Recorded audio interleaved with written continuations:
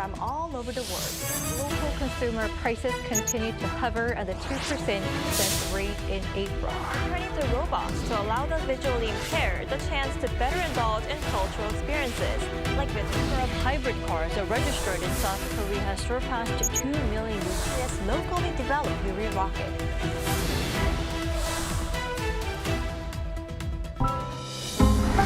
Arirang.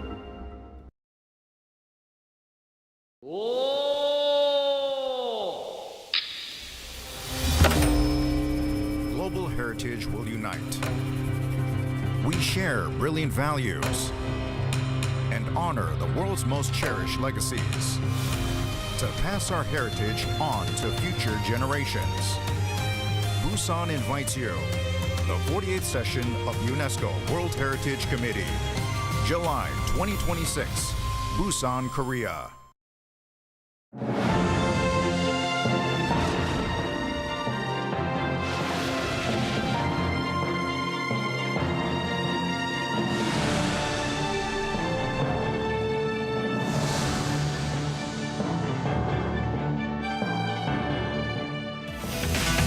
In our headlines on this Monday, February 2nd, here in South Korea. The local stock market and the local currency lose tremendous ground today in response to uncertainty over the future course of monetary policies by the U.S. Federal Reserve as it looks ahead to a leadership transition. Meanwhile, South Korea's exports expand close to 34% on year in January to post its fastest pace of growth in 4.5 years as demand for AI service continues to drive up chip sales. And Golden from K-pop Demon Hunters wins Best Song written for visual media at the early ceremony of the 68th Grammy Awards to give K-pop its first ever Grammy victory. News of the Trump administration's nomination of the next Federal Reserve chair appears to be fueling, that is, a fresh sense of uncertainty in financial markets worldwide, and markets here in South Korea are no exception. Both the local bourse and the local currency surrendered much ground today. Our Park Jun-han reports. South Korea's benchmark KOSPI saw a drop of over 5% on Monday amid heavy selling by foreign and institutional investors. As a result, the index fell below the 5,000 mark at the close of trading. At 12:31 p.m., a selling side circuit breaker known as a sidecar was activated and remained in effect for 5 minutes. A KOSPI sidecar is triggered when the price of KOSPI 200 futures swings by more than 5% and stays at that level for at least 1 minute. The benchmark later paired some losses to close at 4,949, down 5.26% from Friday. The Korean won weakened on Monday with the US dollar rising against it by 1.72% to 1,464.31 at the close. The dollar itself has regained ground with this index ticking higher as expectations of aggressive Fed rate cuts have cooled. Volatility-sensitive assets declined over the past few days since Friday after U.S. President Donald Trump nominated Kevin Warsh, a former Federal Reserve governor, to succeed Jerome Powell as the next Fed chair. This is because the nomination has injected fresh uncertainty into markets. Safe haven and speculative assets took even bigger hits as gold and silver prices plunged sharply in a single session, with silver down 30% and gold down 10%. Bitcoin extended its losses over the weekend, breaking below the $80,000 level, hitting its lowest price range since April 2025. Analysts note that Warsh has long favored shrinking the Fed's balance sheet, a move that could push up long-term interest rates and tighten financial conditions. While Warsh at the Fed was known as a policy hawk who prioritized controlling inflation over supporting economic growth, his recent support for lower interest rates has raised questions over whether he will maintain a tight policy stance or pivot toward monetary easing. Looking ahead, the rest of the week is expected to bring catalysts that could amplify volatility. Investors are closely watching earnings from major AI players such as Alphabet, Google's parent company, and Amazon with a sharp focus on their capital spending plans and profitability outlook. While it may take time for the U.S. Congress to complete the next Fed chair's confirmation process, global investors are being warned to brace for short-term volatility. Park Jun-han, Arirang News. On the trade front, exports expanded almost 34% on year in January to post their fastest pace of growth in over 4 years, driven by demand for AI-related chips. Our Kim Jun-hong covers the latest findings. Overseas shipments jumped more than 30% in January from a year earlier, fueled by strong demand for semiconductors. The Ministry of Trade, Industry and Resources said Sunday that January exports hit $65.85 billion, up 33.9% from last year. That's the highest January exports total on record, with the country now posting a trade surplus for 12 consecutive months. Rising demand from the expanding global AI market drove semiconductor exports, making chips the clear leader in January's export gains. Semiconductor exports totaled $20.54 billion for the month, more than double the level of 2025 and marking the highest January figure on record. Auto exports climbed 21.7% to $6.07 billion, driven by strong demand for eco-friendly vehicles, marking the second highest January level on record. Meanwhile, petrochemical exports fell 1.5% to $3.52 billion, dragged down by lower prices amid global oversupply. Exports to the United States rose 29.5% to $12.02 billion, marking the highest January level on record. Auto-related shipments were weighed down by tariffs, but triple-digit growth in semiconductor exports helped cushion the impact. Exports to China jumped 46.7% to $13.5 billion, signaling a recovery. Experts link the growth across major export markets as part of the broader AI-led expansion. As AI demand expands, emerging suppliers, including China, are stepping up investment. This increase in facility investment is also boosting demand for other products and appears to have had a broad impact on exports this month. Meanwhile, uncertainty over the U.S. economy, along with Washington's plan to reimpose 25% reciprocal and auto tariffs, is clouding the outlook for future export gains. Kim Jun-hong, Arirang News. In other news, Hanwha Aerospace will supply Norway with its Chunmoo multiple launch rocket system. The contract signed last month with the Norwegian Defense Material Agency is reportedly worth some $922 million. Under the deal, Hanwha Aerospace will supply 16 Chunmoo launches, guided missiles, as well as integrated logistics support. Now, Hanwha had faced fierce competition from US and European rivals, but ultimately secured the deal by offering long-term logistics support and industrial cooperation. Meanwhile, the South Korean trade delegation continues to engage with its counterpart in the US over the latter's decision to raise tariffs. Our An Sang-jin has the latest. South Korea's Trade Minister Yo Han-gu has been holding a series of meetings with U.S. officials and lawmakers in Washington since Friday. Seoul intensified efforts to avert a threatened tariff hike on automobiles and other key exports to the U.S. I'm focusing on important stakeholders, including the USTR and the Congress. His talks are primarily centered on explaining South Korea's legislative process to dispel misunderstandings over delays in passing a special law tied to Seoul's large-scale investment commitments in key U.S. industries, worth up to $350 billion over the long term, agreed last year. He emphasized that the delay should not be misconstrued as a lack of commitment by the Korean government, and added that the ruling Democratic Party has set a target to pass the bill on the implementation of investment commitments by late February or early March. Ultimately, the U.S. also wants to do business with Korea, so we'll do our best on prioritizing national interest. Yo had taken over from Industry Minister Kim Jong-kwan, who was dispatched to the U.S. for talks with U.S. Commerce Secretary Howard Lutnick. Kim returned home without reaching a conclusive agreement. The high-level talks follow U.S. President Donald Trump's threat to raise tariffs on South Korean automobiles and impose reciprocal tariffs, lifting rates from 15% to 25%. Trump cited delays in South Korea's National Assembly as grounds for the move. We moved down to 15% for Korea as a show of good faith. They have not executed their part. They haven't been able to get a bill through to do the investment. The U.S. administration has reportedly begun preparations for the potential 25% tariff, including procedures required for publication in the Federal Register, though the measure has not yet been officially announced. Yeo is scheduled to continue talks in Washington through early this week. All eyes are on now whether Seoul and Washington can bridge the differences and prevent an escalation in trade tensions. An Song-jin, Arirang News. On the international front, Ukrainian President Volodymyr Zelensky says trilateral talks among Ukraine, the US and Russia are set to resume this week in Abu Dhabi. Our Ian Jin reports.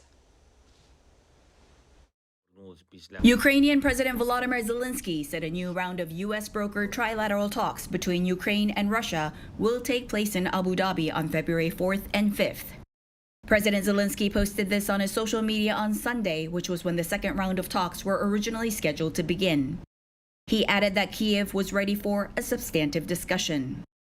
Neither Moscow nor Washington have confirmed the latest announcement, while top Russian envoy Kirill Dmitriev said on Saturday that he held a, quote, constructive meeting with the U.S. peacemaking delegation in Florida.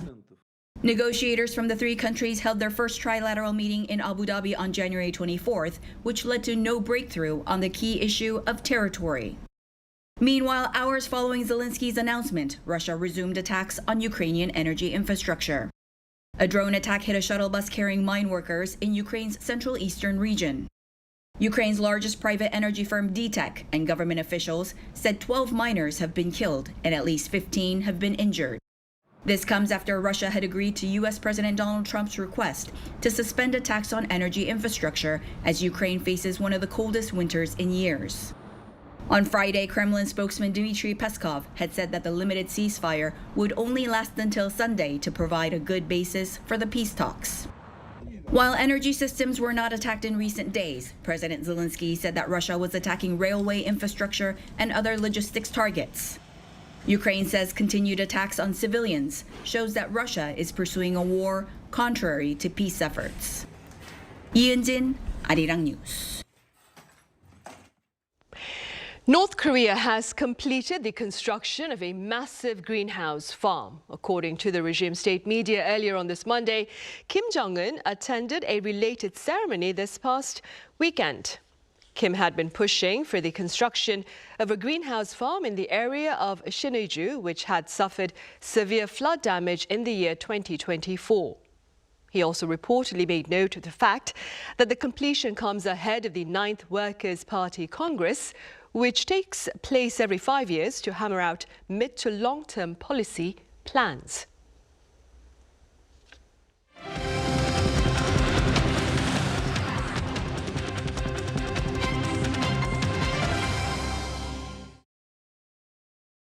K-pop has garnered its first ever Grammy Award as the song Golden from K-pop Demon Hunters wins Best Song for Visual Media at the 68th edition of the annual music event. Our culture correspondent Park Gon-hoo reports.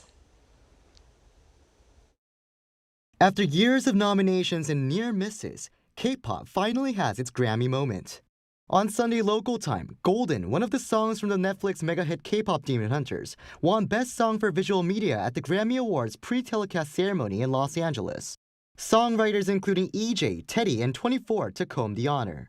Performed by the film's fictional girl trio Huntrix using the voices of EJ, Audrey Nuna, and Rayami, the song marks a historic moment for K-pop, winning a Grammy, ahead of BTS, which has earned 5 Grammy nominations but has yet to secure a win. The victory was widely reported by major global media outlets, including the New York Times, which described the win as ending a drought for the powerhouse global genre. Golden was also nominated in additional categories, including Song of the Year, but ultimately didn't secure another win. Also representing K-pop, Blackpink's Rosé earned 3 nominations for Apatu, her collaboration with Bruno Mars, including Song of the Year and Record of the Year, but didn't win. Song of the Year went to Billie Eilish for Wildflower, while Kendrick Lamar and SZA took home Record of the Year with Luther. Cat's Eye, a girl band created through a collaboration between Hive and Geffen Records, was nominated in 2 categories, including Best New Artist. Still with multiple nominations and a historic first Grammy win for a K-pop song, experts say it has significance in itself. One expert said K-pop is now in the process of expanding its global reach. K-pop is mainly driven by fans in their late teens and early 20s, and that generation isn't yet at the center of society. But this is really a matter of time. Awards are decided by people, and as today's K-pop fans grow into those voting bodies, things may change.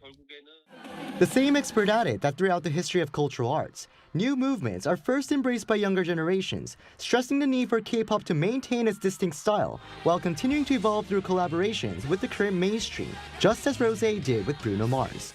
Now as K-pop Demon Hunters has also been nominated in 2 categories at the upcoming Oscars in March, including Best Original Song, attention is on just how much higher K-pop can go.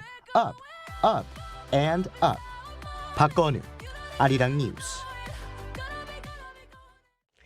Meanwhile, a recent forum here in the capital city served to reaffirm the belief that Seoul has the potential to become a global hub for AI-powered urban innovation. Our Cho Young-eun explains. Under the theme The Transformation Era Beyond Adoption, AI Seoul 2026 highlighted tangible changes driven by artificial intelligence in city operations and industrial innovation. Sharing its vision to become a global leader in physical AI, Seoul unveiled a comprehensive citywide strategy spanning infrastructure, industrial development, and everyday applications. Technology must ultimately serve people.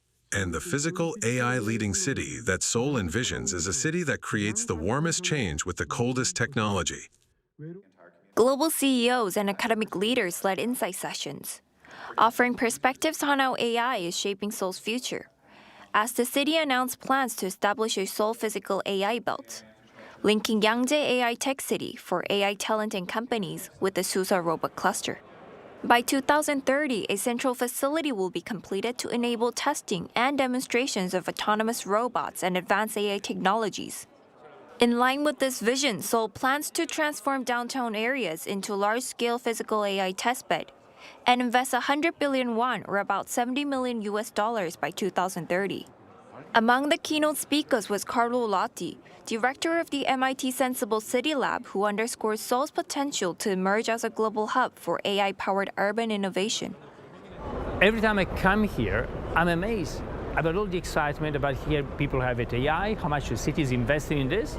And because of this, I think Seoul can really be an ideal testbed for really testing new technologies and urban futures. The conference also showcased the outcomes of Seoul's AI transition efforts over the past year, building on the roadmap set out at last year's forum. As Seoul builds smarter infrastructure, some of the innovations seen at this event, from autonomous buses to fire patrol robots, could become part of everyday life over the next decade. Cho Young-eun, Arirang News. And South Korea woke up to a deep blanket of snow earlier on this Monday morning. Our Easing covers the winter weather. Overnight snowfall across the country has now largely subsided, with most major roads cleared and traffic moving normally in many areas this morning. Up to 7.3 centimeters of snow fell overnight in Seoul. Yeoncheon in Gyeonggi-do Province saw 7.6 centimeters, while Charwon in Gangwon-do Province received the heaviest accumulation at 17.3 centimeters. In anticipation of the snow, the Ministry of the Interior and Safety activated a Level 1 alert at the Central Disaster and Safety Countermeasures Headquarters at 10 p.m. Sunday and began emergency response measures. The Seoul Metropolitan Government also raised its snow response to Level 2, deploying around 1,200 pieces of equipment and 8,000 personnel to clear roads and spread de-icing agents. With the overnight snowfall, transit services were expanded due to a heavier than usual demand for public transportation. Peak rush hour operations on subway lines 2 and 5 through 8 were extended until 9:30 a.m., with 20 additional trains added. City buses also extended their peak schedule services from 7 a.m. to 9 a.m. and maintained shorter intervals through 9:30 a.m. Korail increased its service with 13 additional trains across 5 lines, including Line 1, the Suin-Bundang Line, and the Gyeonggi-Jungang Line. Officials warned that snow during the early commute could still cause traffic congestion or stranded vehicles in southern regions and are urging drivers to remain cautious. Lee Seung-jae, Arirang News.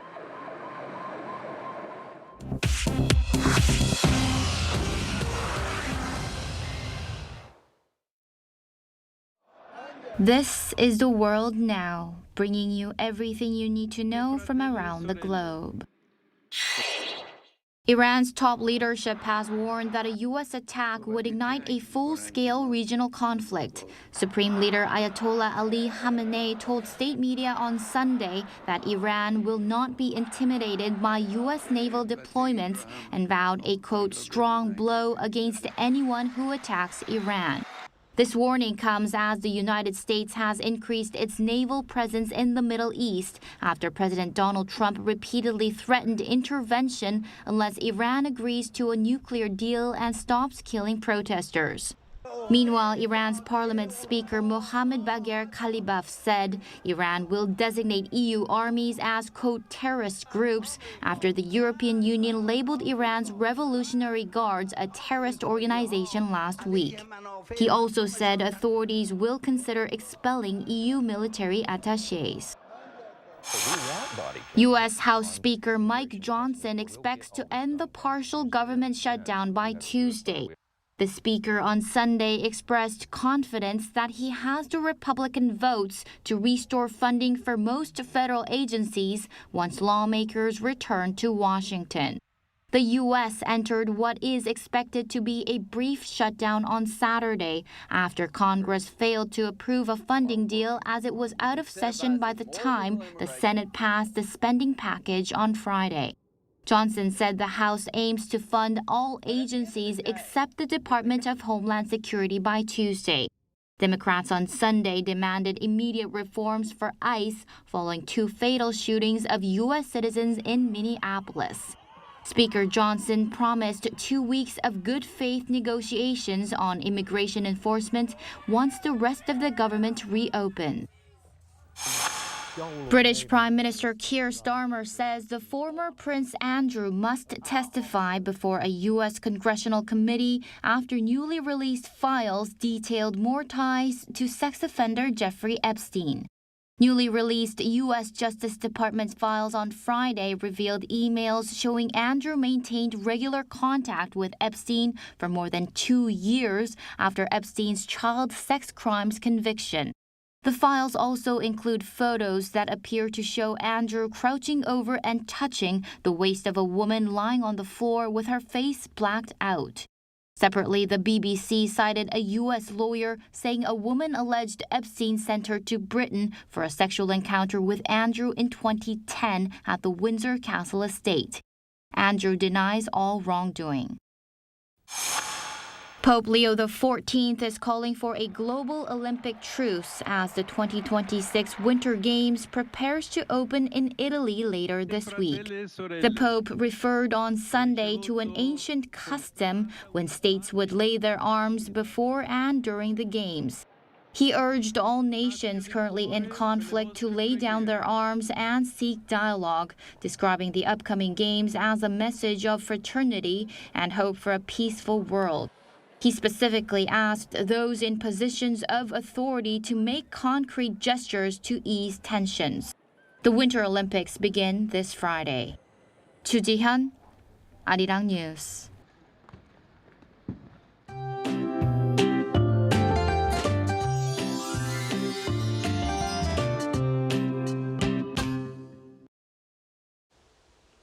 We had a pretty snowy start to February, but snow has mostly stopped now.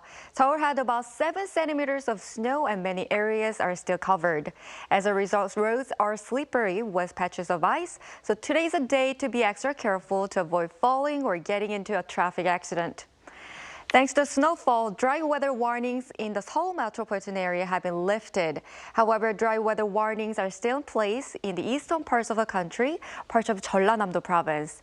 The risk of wildfires remain very high due to strong winds blowing, so fire safety is especially important. Seoul and Gyeongju will start off at -7 degrees Celsius, Daejeon and Daegu at -6 degrees Celsius. Highs will rise to 4 degrees in Seoul and Chuncheon, 9 degrees in Busan and Jeju. No major cold spell is expected this week. That's all for Korea. Here are the weather conditions around the world.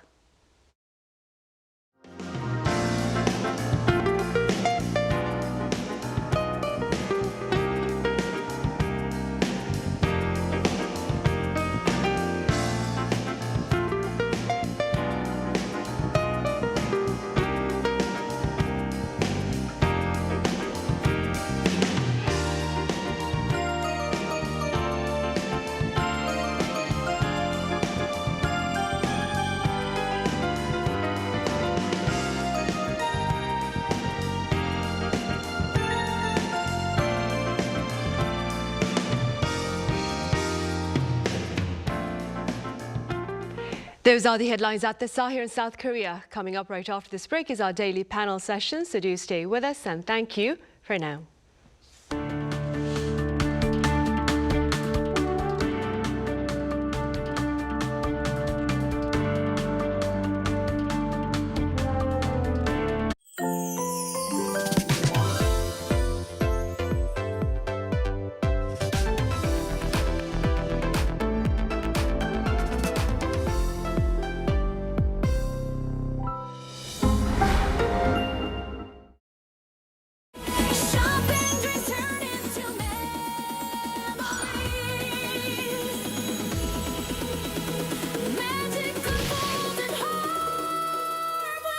Right now, the new shopping game is starting.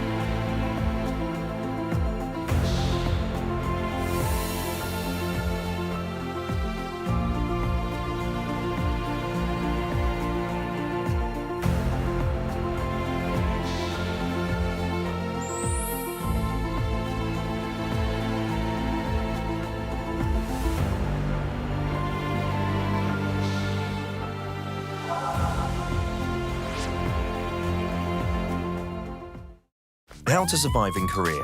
Weddings. Step 0. Attire. As a guest, dress formal to business casual. Avoid wearing all white, shorts or going topless. Step 1. Arrival time. Arrive 30 minutes prior to the wedding ceremony. Too many cars, too many halls, too many people. There are many twists and turns. Take pictures and shake hands. And write your name vertically, not horizontally in the guest book. Step 2. Or, shibor. 50,000 won, 100,000 won, 150,000 won. Cash gifts are given in these units. Decide on the amount based on your relationship. Write your name vertically on the envelope. Step 3. Wedding etiquette. Fill up the front row. Guests have 3 duties to fulfill: clapping, cheering, and taking pictures. Step 4. Dining. Take off your jacket. This will be your seat from now on. Start with the not your everyday delicacies. Kalbijjim. Yes. Bosa. Yes. Chili shrimps. Definitely yes. Kimbap. Yeah. Only if you can't live without it. No need to pile up food. You have more than one opportunity. Did you survive the wedding? Wait. Did someone catch your eye? What are you waiting for? You're looking fine today.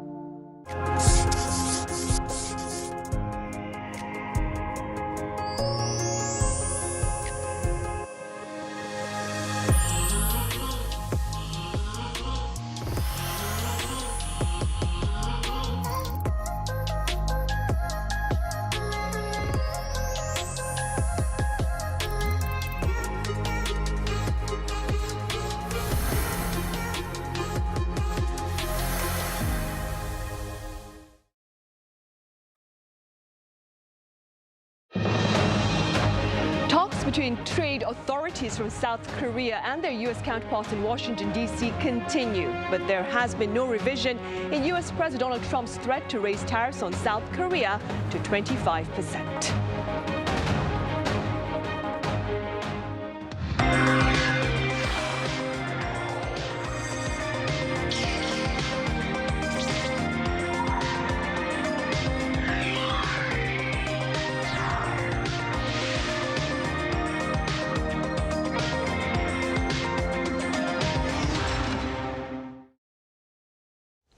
Hello and welcome to Press Perspective for this Monday, February 2nd here in Seoul. I'm Min Sun-hee.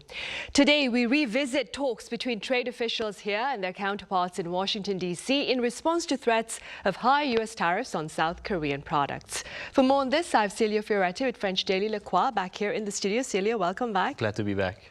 I also have Thomas Maresca with the American news agency UPI with us. Thomas, it's great to have you here. Thank you. Great to be here. Right, Cecilia, we were talking about this last Friday, and we resume our talk on this Monday. So what's the latest with regard to talks between South Korea and the U.S. over higher tariffs? Well, the trade official representative of the Korean government went to Washington to talk, but South Korean industry minister says more talks are needed with Washington, even after 2 days of high-level discussion aimed at diffusing the latest tariff threat by Donald Trump last week. Minister Kim Jong-hwan met with U.S. Commerce Secretary Howard Lutnick in Washington after Trump announced plans to raise tariff on South Korean imports from 15 to 25%, citing delays in Seoul legislation process tied to last year's trade deal that was made in July. That deal includes a pledge by South Korea to invest $350 billion into the United States in exchange for lower tariffs. Now, Mr. Kim says that the meeting helped improve mutual understanding and resolve what he described as an unnecessary misunderstanding. But he stressed that Seoul has absolutely no intention of delaying more the legislation bill, failing to implement the agreement. In fact, he told U.S. officials that a special bill needed for that will be needed to operationalize the investment component and will probably come at the end of February or early March. So it's expected to move quite quickly into the parliament. Still, the talks ended with no real final resolution. Mr. Kim acknowledged that further discussions are needed to reach a compromise. Both sides did agree, however, on any investment project should be mutually beneficial and not just be for the sake of U.S. interest. So at this stage, tension appeared to have reduced or at least lower, but the situation remains quite fluid. Seoul is signaling commitment to a dialogue, and the U.S. does too, but the final solution will have to come later. Right. Thomas, according to Reuters, South Korea has faced delays in implementing its trade deal with the U.S. Could you tell us a bit more about this? Right. Well, this is sort of the crux of what prompted Trump's, social media initial announcement, and then this move to implement the higher tariffs again. Basically, South Korea hasn't passed this special bill that, as Celia was mentioning, that was introduced in November that was meant to kind of create, a fund to basically it's around this $350 billion investment component of the trade deal that they struck. And the government wants to establish a fund to raise the foreign currency, to fund this. And some of this is, there's some of it is just kind of infighting between the two parties about implementing it and whether it even needed to be ratified in the first place. But also, there's been some concern on the South Korean side about the sort of foreign currency, kind of instability, and actually the finance minister, Koo-yeon Chol, said in a couple of interviews earlier this month with Bloomberg, and I think also maybe with Reuters as well, that he didn't think that the first tranche of this investment was going to be a $20 billion tranche, and he didn't think it would take place in the first half of this year because of this sort of currency market volatility, and the won has fallen by something like 7% against the dollar over the last 6 months. So Korea is concerned about sort of further destabilizing that, and I think that has kind of also led to this maybe slow walking some of the investment plan. At the same time, Japan ratified a similar deal with the U.S., and they actually have already started moving on that. There was just like a $550 billion investment pledge, and they already kind of had a meeting with the U.S., I think, in December about outlining it. So, that's basically been the point of concern from Washington's side, whereas South Korea is saying, we're not doing anything untoward. We're not like unnecessarily delaying it. This is the process that we need to go through. And also, as Celia mentioned, more recently they've been saying they expect to have something done by perhaps end of the month. Right. And with regard to doubts over its dedication, as implied by Mr. Trump, what has been the response, Thomas, from the top office here? Well, off the bat, they seemed caught off guard by it initially. The presidential office said it wasn't officially notified. And initially they held an emergency meeting, an interagency meeting that day. And also, as Celia mentioned, they dispatched the industry minister, trade minister. Industry Minister Kim came back. Trade Minister Johan Koo is still in Washington, and he's having meetings. I don't know if he's actually met with his counterpart, who's Jameson Greer, but he's in the midst of some meetings as well. And I think they've said, the Blue House has said that they intend to fulfill the deal, Foreign Minister Cho Hyun is actually also going to be in Washington this coming week. So, I think there's just more discussion going on. I mean, there has been after this initially happened, reports came out that, some officials here in South Korea did receive a letter a couple of weeks before this tariff announcement, sort of pushing them to get moving. And that came from the charge d'affaires from the U.S. Embassy here in Seoul to some deputy prime minister and the science minister, but whether that wasn't necessarily saying that they were going to do something about the tariffs, but so there's some question of, did you not know that this was coming and you should have acted more quickly, and so we're seeing some reaction from both parties as well. One of the Democratic Party representatives who was saying that they expect a bill to be passed soon was kind of critical of the U.S. government. Representative Han Jung-ae saying that the U.S. government was creating unnecessary conflict, and that the government should, the U.S. is aware that Korea needs to follow these legislative procedures, whereas at the same time the opposition leader Jang Dong-hyuk urged President Lee to directly contact Donald Trump to further negotiate this. So there's some, political infighting about it. But that's basically where things stand. Right. And in the meantime, Celia, quite a number of observers here, believe that Mr. Trump's latest tariff threat comes in light of the perceived mistreatment of U.S. businesses here, including Coupang, which currently faces investigation over its massive leak of customer data. In fact, what's the latest on that front? Indeed, Harold Rogers appeared before the Seoul Metropolitan Police for more than 12 hours of interrogation on suspicion of obstructing official duties and possibly tampering with evidences. Investigators believe Coupang may have independently analyzed a suspect laptop without consulting authorities, and then publicly downplayed the scale of the data breach, initially claiming only 3,000 customers were impacted, where in fact it was revealed later there was 33 million users. And there's also additional legal pressure around Coupang. The National Intelligence Service denied Rogers' earlier claim that it had instructed the company to contact the suspect, and lawmakers have filed a perjury complaint. Coupang is also facing a separate complaint over alleged industrial accident cover-up. So there's a lot of pressure right now on Coupang, and it ripples back on the diplomatic front, because some U.S. lawmakers and officials are framed the probe as a discriminatory treatment of a U.S. company in Korea.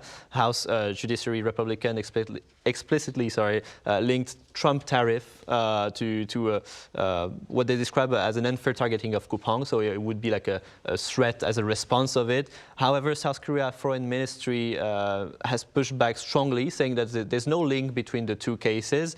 In the U.S., there's no direct connection between the U.S. threat and the announcement of the Kupang investigation. So, while political rhetoric in Washington has amplified the issue, for sure, Seoul maintains that the trade dispute and Kupang are two separate tracks.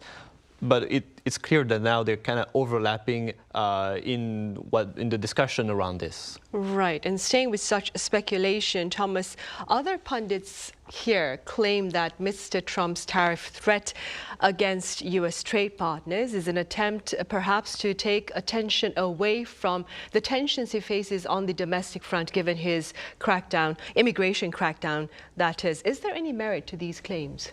Well, I think it's almost impossible to clearly kind of define the cause and effect behind a lot of Trump's moves. And I think, it feels like there's always this temptation to say one thing is a distraction from another thing. We've seen it in, it was the Epstein files and Greenland and, like you said, the immigration crackdown. And it sort of becomes distractions all the way down, and you forget what was the original thing that's being distracted from. So I think it's just more part of the way this administration operates, which is kind of this, one of his advisors, Steve Bannon, back, even in his first administration, described it as this flooding the zone strategy, just putting so much stuff out there at once, or he called it muzzle velocity, like the speed at which you do things. It's this shock and awe is another term they use, and it's just kind of a way to do things so quickly that your opponents never really get their footing, whether it's the media, your political opponents, or your legal opponents, or in this case, international allies or antagonists, I guess. And certainly with this administration, he's had less resistance internally from kind of going full speed ahead with all of these different implementation, these plans and implements.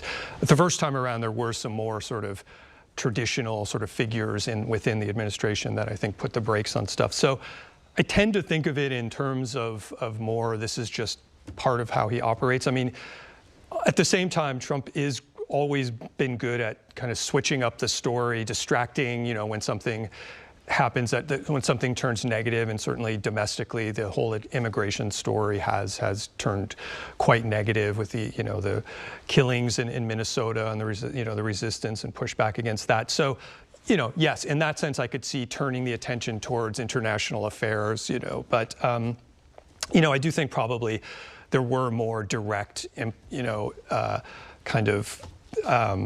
reasons for his timing of this. The Kupang thing may have been part of that, and I think just in general, there's been this, the government here is pushing for a bill that kind of prevents bigger platform operators from abusing their market dominance, like, so Google and Apple, companies like that can also be affected, so that could be it. And another thing that I've heard is that, there's a sense maybe, we know the U.S. Supreme Court has taken up a hearing on whether these tariffs are going to be legal. So there may be a sense of, let's rush to get things kind of locked in before the Supreme Court comes back with their decision about that. So that could be another cause. Right. Meanwhile, Silio, Mr. Trump's latest tariff threat does not only target South Korea, it also appears to target its next door neighbor, Canada. Could you tell us a bit about the tensions between those two countries? Well, indeed, tension between United States and Canada have marked a striking escalation in what has already been a growing rift between the two neighbors. President Trump has publicly threatened to impose a 50% tariff on Canadian-made aircraft sold into the U.S. in retaliation for what he claims is Canada's refusal to certify several models of Gulfstream jet, U.S. manufacturer, for use there. In a social media post, Trump went even further, saying that U.S. would decertify Canadian aircraft, including planes made by Bombardier, which are also like a strong competitor of Gulfstream Jet, and that's a unusual move because usually the plane certification is typically handled by an independent organization, not the president. But industry experts warn that politicizing such safety process are dangerous and could really undermine aviation safety and complicated flight for thousands of passengers across North America. Bombardier shares fell in response of Trump threats, and Canadian officials say they're in talk with their U.S. counterparts to resolve the dispute, stressing that certification should remain independent and apolitical, grounded in technical safety, and rather than a trade pressure as Trump is doing. These latest threats are not happening in isolation also. They come against a backdrop of a broader tension, including Trump's previous threat to levy even higher tariff if Canada pursued trade deal with China, and public spat between Trump and Canadian Prime Minister Mark Carney also have happened, especially after Mark Carney said he would want to be closer with China, that the old world is dying and he should seek new partnerships. So while the US and Canada still remain close partner and business partner, especially under agreement like a USMCA, this episode shows that how trade and regulatory dispute, particularly when paired with an aggressive communication, especially from the US, can quickly escalate into a broader diplomatic conflict. Right. Thomas, I'd like to touch upon something you mentioned earlier. The US Supreme Court, as you said, it's expected to rule on the legality of Mr. Trump's tariffs. Has a date for that ruling been set? And what happens if these tariffs are ruled illegal? So no date has been set. It's been 3 months now, I guess, since the case was first taken up, and this was, a challenge mostly filed by importers, who are arguing the tariffs were imposed without clear congressional authorization, and this is like more than 1,000 companies, big ones like Costco and Revlon, et cetera. And so the Supreme Court took it up quite quickly, which made people initially think, oh, maybe they will have a fast ruling, but it's been 3 months now. The earliest date I've seen that they possibly could rule is February 20th, and that's only because that's the next scheduled day for the court to release opinions, but there hasn't really been a signal that they're ready to release, so it could drag on much longer. There's been some, court watchers have felt that maybe they're looking at this pretty skeptically, that's in the questioning, initially in the hearing.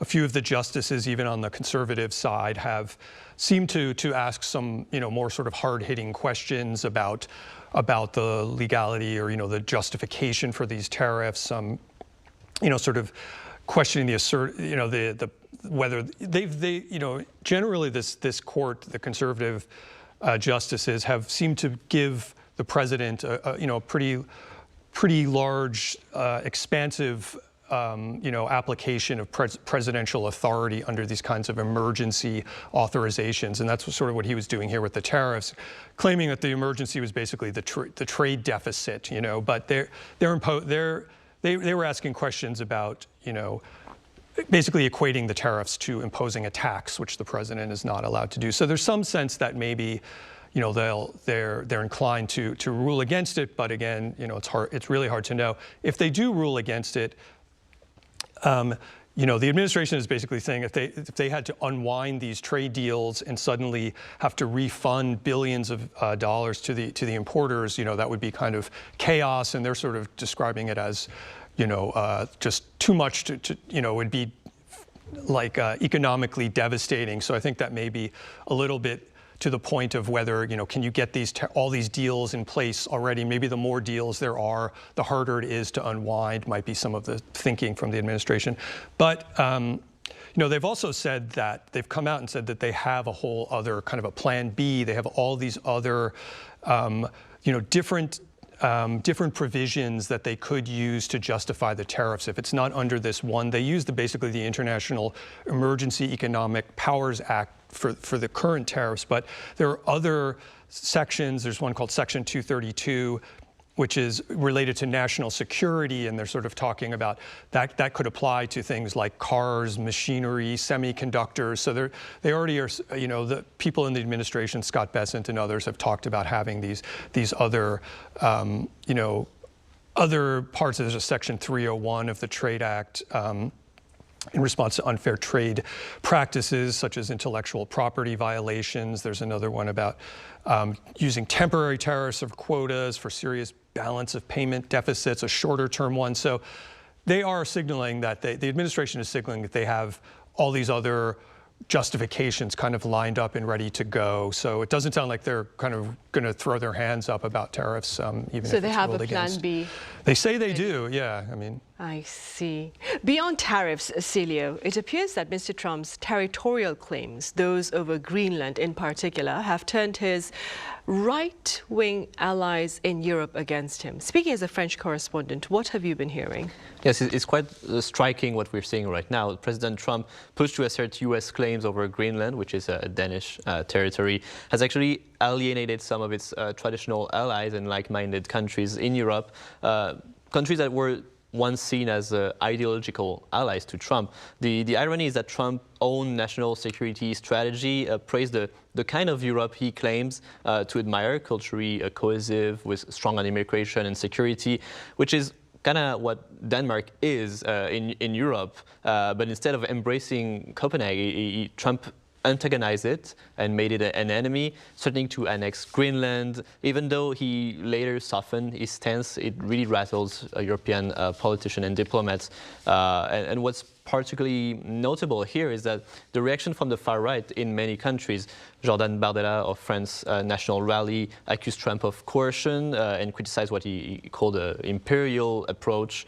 Alice Weidel of Germany, AfD, said Trump has violated his promise to keep sovereignty and only mind about his own business and not European affairs. Even Italy's Giorgia Meloni called his NATO remarks unacceptable, saying friendship requires respect. And Nigel Farage in the UK also described the Greenland threat as a hostile act. So the core issue here is sovereignty. European nationalist and far-right movements are really deeply sensitive about national territory and secure borders, national integrity. And analysts say that Trump miscalculated, maybe while these parties may share his anti-immigration ideas, they cannot support a move that will go against the integrity of European borders. And polling now shows declining European trust in the US, and experts suggest that Trump's threat on Greenland is a major part, and it actually weaken rather than strengthen is maybe his idea of a transatlantic nationalist and far-right alliance that he was hoping to create with Europe. Right. Mr. Trump, meanwhile, is supposed to meet with his Chinese counterpart here in this part of the world, that is Beijing, in April. Thomas, very briefly speaking, what will you be keeping your eyes and ears on during that particular summit? Yeah, I think it's really a question of, are you coming as friend or foe in a way? There's been so much, both sort of playing both sides in a sense. Trump has spoken very highly of Xi Jinping and has been conciliatory in a lot of ways. And recently with their latest sort of national security strategy statements, the U.S. has seemed to remove China from its main adversary kind of positioning. So, how is he coming to approach this? I mean, from my perspective here, maybe in the foreign correspondent space, do they say anything about Taiwan? Do they say anything about North Korea? And, just sort of how, if anything, is sort of, some of the U.S.'s recent actions in Venezuela, or perhaps, what may happen in Iran. How is that framed in this new sort of geopolitical context? So I think it's a real question, just generally speaking, if what stance is Trump going to come at this at? And, is he looking maybe for his own domestic short-term wins, which was, I think, some of what happened when he met with Xi here in Gyeongju, get some of these, selling more soybeans to China, give something to get a few, domestic wins, or is he looking for more of a long-term, geopolitical positioning kind of approach? I suppose we'll find out once the weather starts to warm up then. All right, Thomas, thank you so much for your time and your thoughts. Thank you. And Celia, thank you very much for your insights. Thank you. Right, that ends this edition of Press Perspective. As always, thank you for watching and see you same time tomorrow.